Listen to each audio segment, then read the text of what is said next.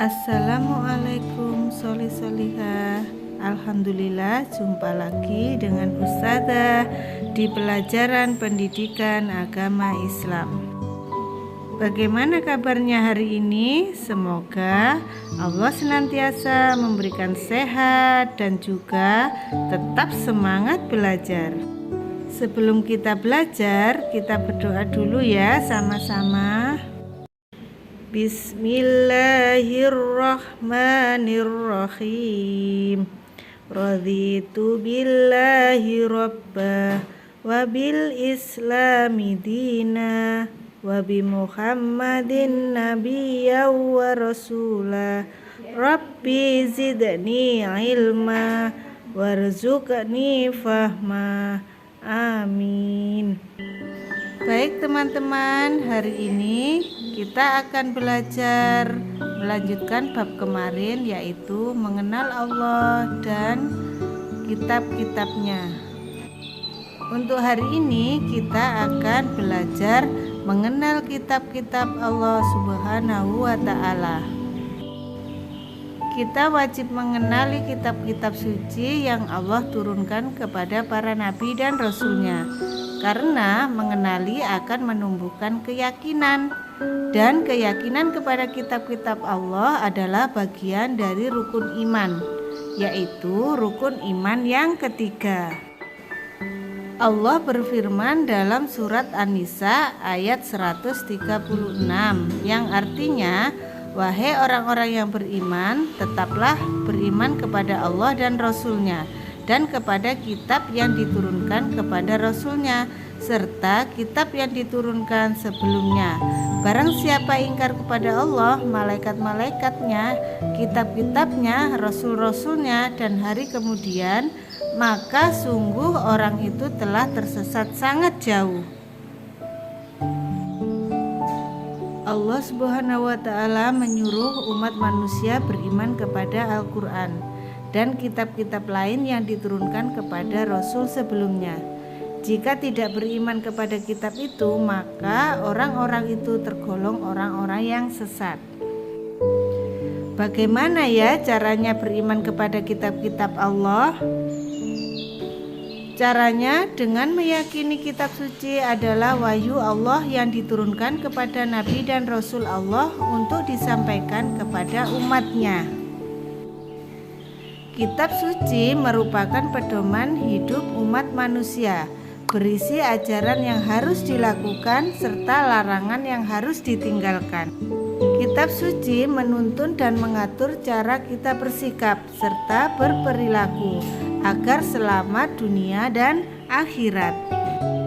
Ada 4 kitab suci yang harus diketahui oleh orang-orang yang beriman.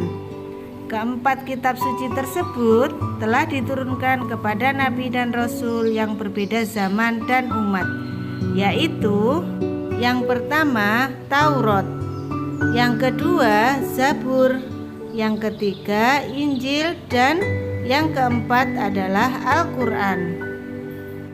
Baik teman-teman, selanjutnya kita akan mengenal satu-satu. Yang pertama adalah kitab Taurat. Kitab Taurat diturunkan oleh Allah kepada Nabi Musa kurang lebih pada abad 12 sebelum Masehi di daerah Palestina. Kitab Taurat menggunakan bahasa Ibrani. Allah langsung berbicara kepada Nabi Musa, karena itu Nabi Musa diberi gelar Kalimullah, artinya orang yang diajak berbicara langsung oleh Allah Subhanahu wa Ta'ala. Allah berfirman dalam surat Al-Maidah ayat 44 yang artinya, dan kami berikan kepada Musa kitab Taurat dan kami jadikannya sebagai petunjuk bagi Bani Israel. Janganlah kamu mengambil pelindung selain dari aku. Kitab Taurat terkenal dengan istilah Ten Commandment yang artinya 10 perintah Allah yang diterima oleh Nabi Musa alaihissalam.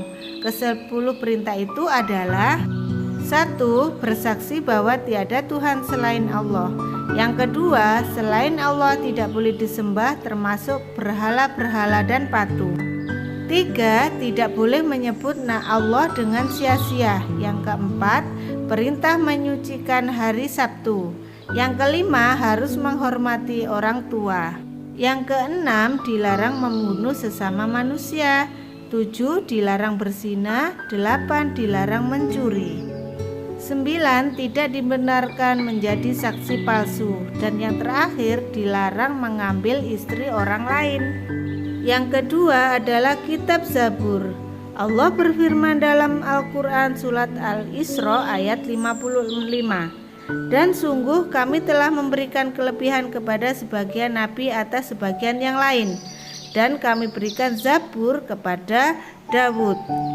Kitab Zabur diturunkan kepada Nabi Daud ketika beliau menduduki tahta sebagai Raja Bani Israel pada abad 10 sebelum Masehi di tanah Kanaan. Zabur berarti menulis. Dengan demikian, Zabur memiliki pengertian kitab yang tertulis. Dalam bahasa Arab disebut Mazmur.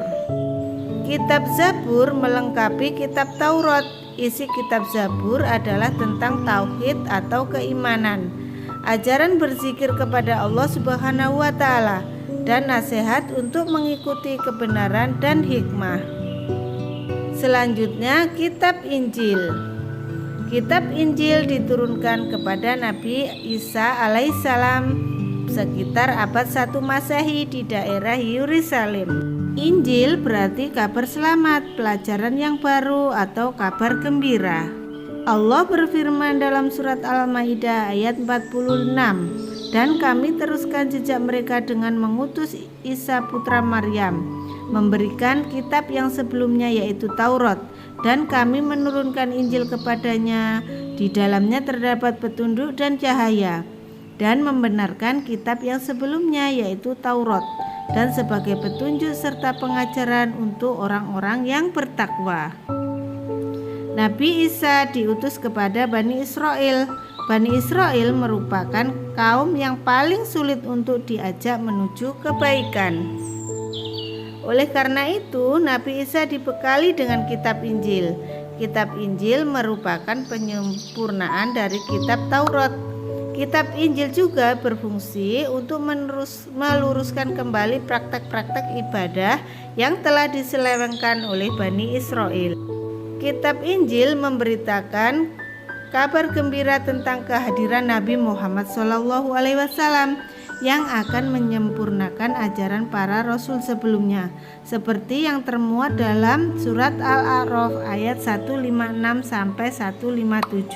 Kitab Injil juga berisi tentang sifat-sifat terpuji para sahabat Nabi Muhammad dalam mendakwahkan kebenaran Islam, seperti yang tertulis dalam surat Al-Fat ayat 29. Allah menurunkan kitab Taurat, Zabur, dan Injil, namun umat Islam tidak boleh menjadikan sebagai pedoman hidup, karena kitab suci yang menjadi pedoman bagi umat Islam adalah Al-Quran. Kitab Al-Quran.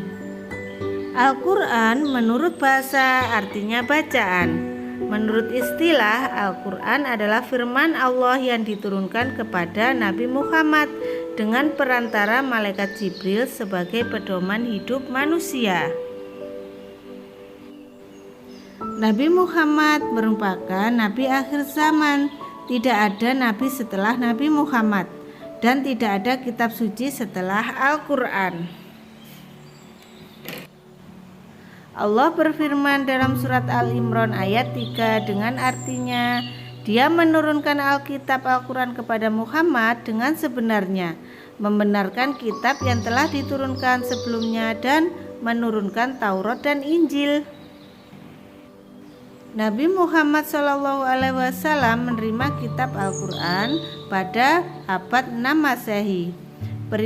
Peristiwa turunnya Al-Quran dikenal dengan Nuzulul Quran, terjadi pertama kali pada malam 17 Ramadan. Saat itu Rasulullah berusia 40 tahun. Saat itu Nabi Muhammad sedang menyendiri di Gua Hira. Karena masyarakat Mekah pada saat itu gemar mabuk, mencuri, merampok, dan menyembah berhala, Nabi Muhammad memohon kepada Allah agar masyarakat Mekah diberi petunjuk. Allah kemudian memberikan petunjuk kepada Nabi Muhammad dengan diturunkan kitab suci Al-Quran melalui malaikat Jibril. Wahyu pertama yang diterima Nabi Muhammad adalah surat Al-Alaq ayat 1 sampai dengan 5. Dengan diturunkannya Al-Quran, Nabi Muhammad diangkat sebagai seorang rasul. Al-Quran diturunkan secara berangsur-angsur selama 22 tahun, 2 bulan, dan 22 hari. 22 tahun tersebut dibagi menjadi 2 periode, yaitu 12 tahun beliau berada di Mekah dan 10 tahun beliau sudah hijrah ke Madinah. Kitab suci Al-Quran memiliki 114 surat, 30 juz, 6.236 ayat. Kitab suci Al-Quran diantaranya berisi tentang akidah, akhlak, ibadah, muamalat, janji Allah, sejarah, dan ilmu pengetahuan. Nah, selanjutnya solih-solihah kita pelajari keistimewaan dari Al-Quran. Al-Quran adalah kalamullah atau firman Allah, bukan kata-kata manusia, jin, malaikat, dan setan, tetapi perkataan Allah Subhanahu wa Ta'ala. Al-Quran merupakan kitab Allah yang paling mulia dan sangat sempurna. Adapun keistimewaannya yaitu Al-Quran disebut sebagai kitab suci karena sampai sekarang Al-Quran adalah satu-satunya kitab yang masih suci dari campur tangan manusia. Al-Quran masih terjamin keasliannya sampai akhir zaman. Tidak ada seorang pun yang mampu memalsukannya. Kitab suci Al-Quran dilindungi oleh Allah Subhanahu wa Ta'ala sebagaimana tercantum dalam surat Al-Hijr ayat 9. Sesungguhnya kamilah yang menurunkan Al-Quran dan pasti kami pula yang akan memeliharanya. 2. Bahasa Al-Quran sangat indah sehingga tidak ada seorang pun yang sanggup menandinginya, menyerupainya maupun menyamainya. Keistimewaan yang ketiga, Al-Quran merupakan kitab suci yang terakhir yang membenarkan dan menyempurnakan seluruh hukum-hukum kitab sebelumnya, yaitu Taurat, Zabur, dan Injil. Yang keempat, Al-Quran merupakan firman Allah yang berfungsi sebagai petunjuk hidup bagi umat manusia di dunia ini, berlaku sepanjang masa dan tidak terbatas. Pada suatu bangsa atau negara berbeda dengan kitab-kitab sebelumnya. Keistimewaan yang kelima adalah Al-Quran adalah kitab suci yang mudah dihafalkan.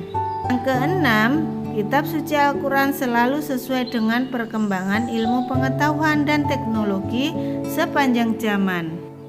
Meyakini kebenaran Al-Quran hukumnya wajib bagi kita. Oleh karena itu, kita harus memahami dan mengamalkan apa yang diperintahkan dan menjauhi larangan di dalam Al-Quran. Selanjutnya adalah hikmah beriman kepada kitab-kitab Allah.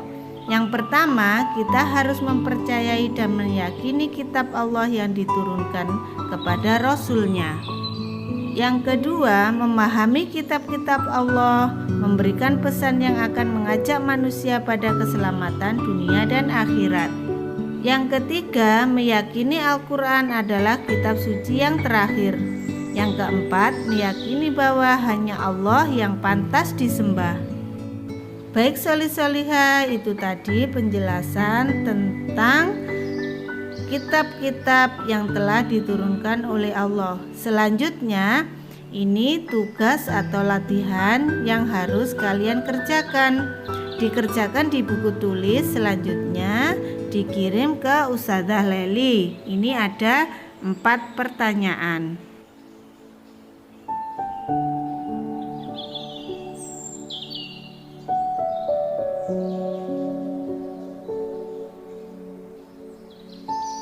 Alhamdulillah, cukup sekian pembelajaran kita hari ini. Semoga pelajaran hari ini bisa bermanfaat untuk kita semua. Ustazah akhiri ya. Wassalamualaikum warahmatullahi wabarakatuh. Sampai jumpa minggu depan.